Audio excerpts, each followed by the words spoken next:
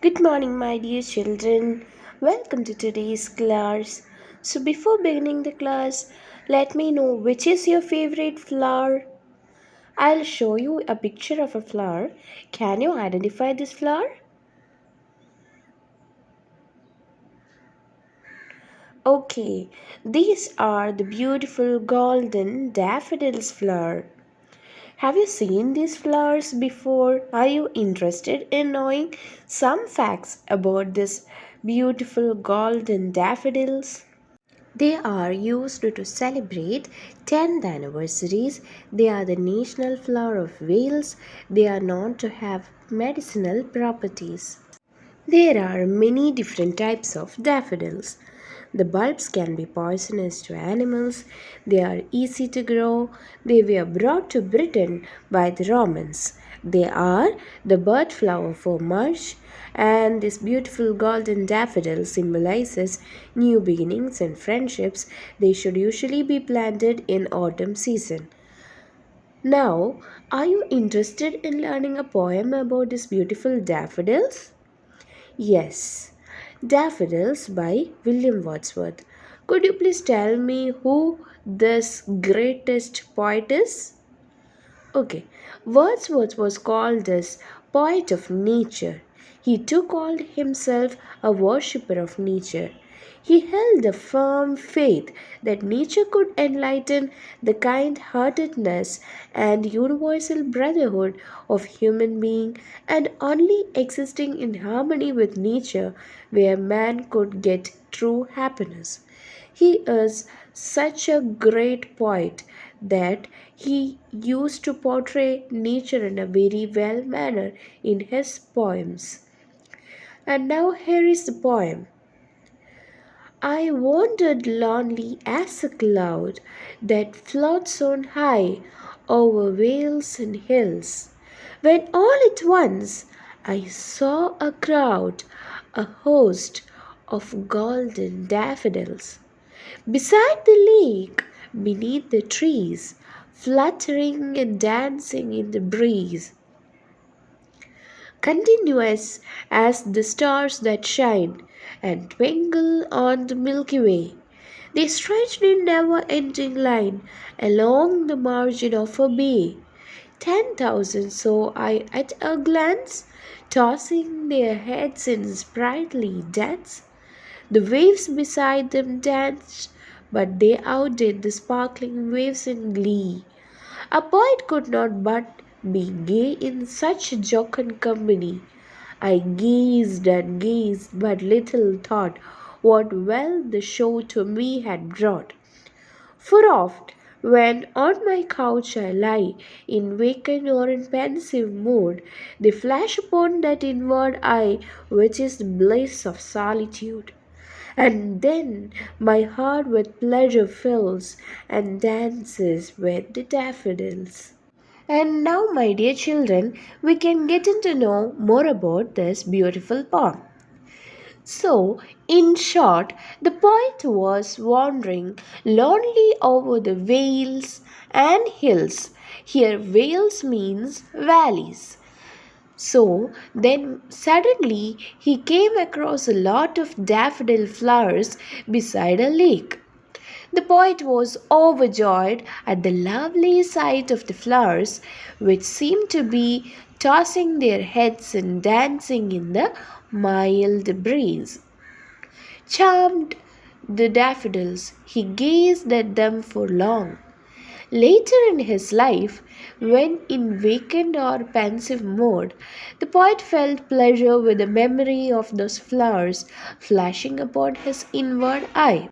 So, my dear children, please have a look at the poem. I will give you a detailed line by line analysis of the poem. So, please listen. Stanza 1 is like this. I wandered lonely as a cloud that floats on high over vales and hills, when all at once I saw a crowd, a host of golden daffodils, beside the lake, beneath the trees, fluttering and dancing in the breeze. So here, the poet was traveling aimlessly, just like a cloud over the hills and valleys of the mountainous Lake District in England. So this is happening in England. At that time, suddenly he came across a large number of golden daffodils beside the lake and under the trees. The flowers were fluttering and dancing in the breeze. So now can you imagine how beautiful that sight was? Yes, here the poet directly compares himself to a cloud as he was wandering without a name, just like the clouds. This is an example of simile. So, my dear children, do you know what simile is? I will help you. Simile is a figure of speech where two things are compared using as or like. He also uses the expression like crowd and host to mean that he saw a large area covered with a whole lot of daffodils. In the last line, the poet personifies the flowers by saying that they were fluttering like birds or butterflies and dancing like human beings. There is also an indication that it was a breezy day. So, we get an overall idea of the landscape, which includes the valleys, the hills, the lake, the trees, the flowers beneath them, and breezy atmosphere. Think how beautiful they are. Now, moving on to the stanza 2. Continuous as the stars that shine and twinkle on the Milky Way, they stretched in never ending line along the margin of a bay. 10,000 saw I at a glance, tossing their heads in sprightly dance. So here is another simile. The flowers here are compared to stars. They stretched in a continuous line, just like the stars in a galaxy, like the Milky Way. Moreover, the daffodils were shining as they were golden in color, and twinkling as they were fluttering in the breeze as the stars. This comparison with the stars may have a greater implication in indicating that the flowers are heavenly as the stars because they were very much beautiful then. The flowers were visible as far as the poet could see along the shoreline of a bay. That is why he uses the phrase never ending line. Here, continuous and never ending may also suggest that the flowers left an everlasting impact on him.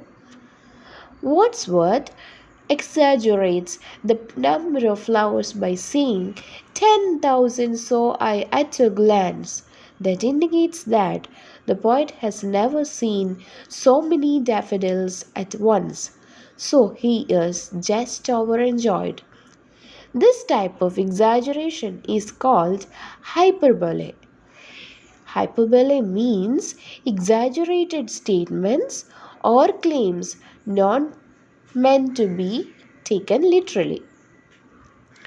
The poet also says that the daffodils were tossing their heads as if they were dancing in happiness. Actually, the poet was amazed at the beauty of the flowers, so he found everything around him joyful.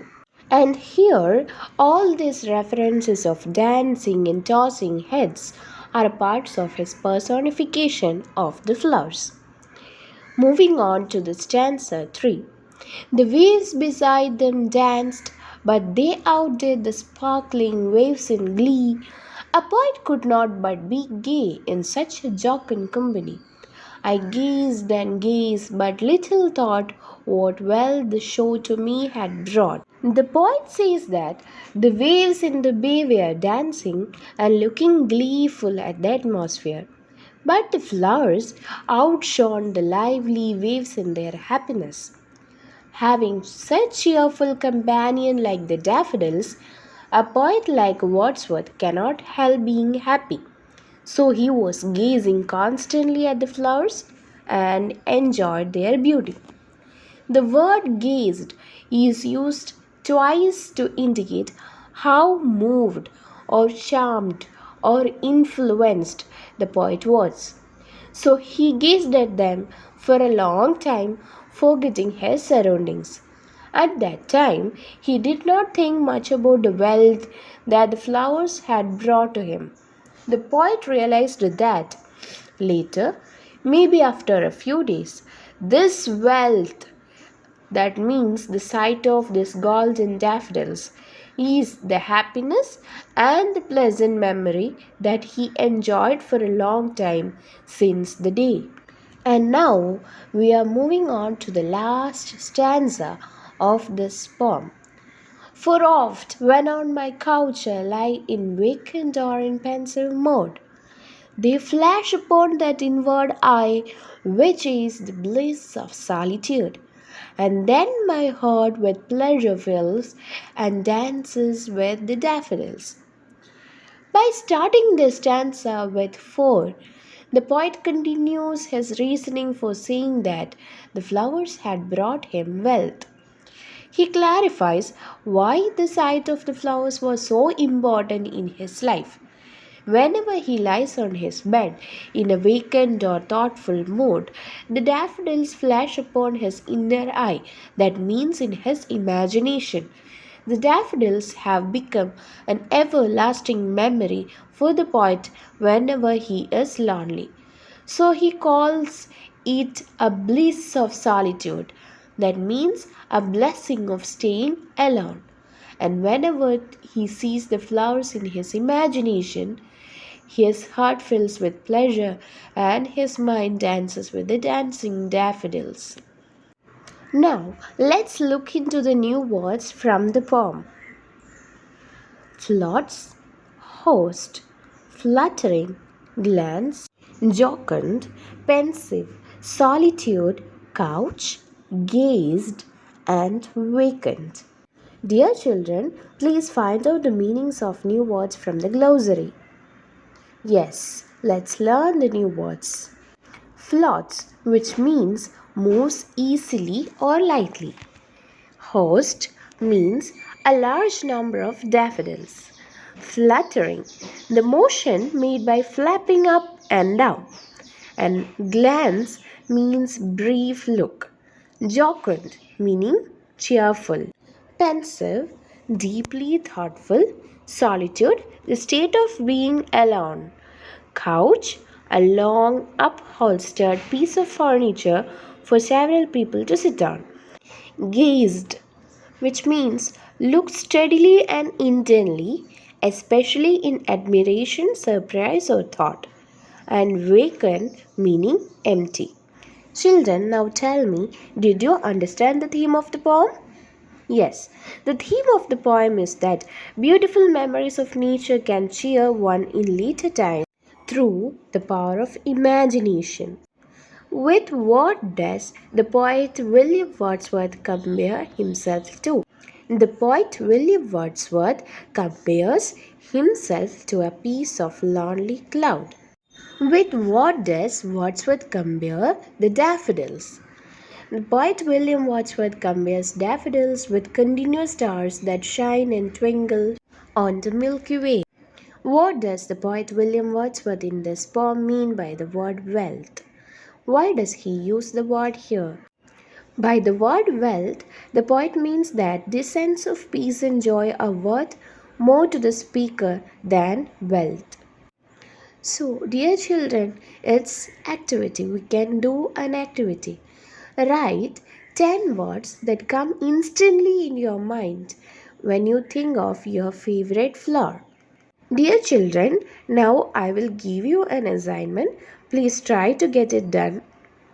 Write a poem or short story about one of the beautiful memories you have with nature. Dear children, now we are about to end this session, so let me give you an overall view of the poem Daffodils. The lyric poem I Wandered Lonely as a Cloud, also known as Daffodils, was written by William Wordsworth and is one of his best lyric poems in modern times. In the poem Daffodils, William Wordsworth reports a scene which he got an opportunity to have a look at valley that was full of huge number of daffodils. This lyric poem consists of 4 stanzas. Each stanza consists of 6 lines. Each line in the poem is metered in iambic tetrameter. The rhyme scheme AB AB CC is followed in the poem. As he loved nature so much, the main theme of the poem is also the beauty of nature. The use of figurative language made it much appealing to the readers. The poem is subjective because it expresses the feeling of the poet himself. That is the end of today's session. Hope you all have a clear understanding of this beautiful poem Daffodils and how beautifully Wordsworth portrayed the beauty of daffodils in this poem. Thank you, my dear children.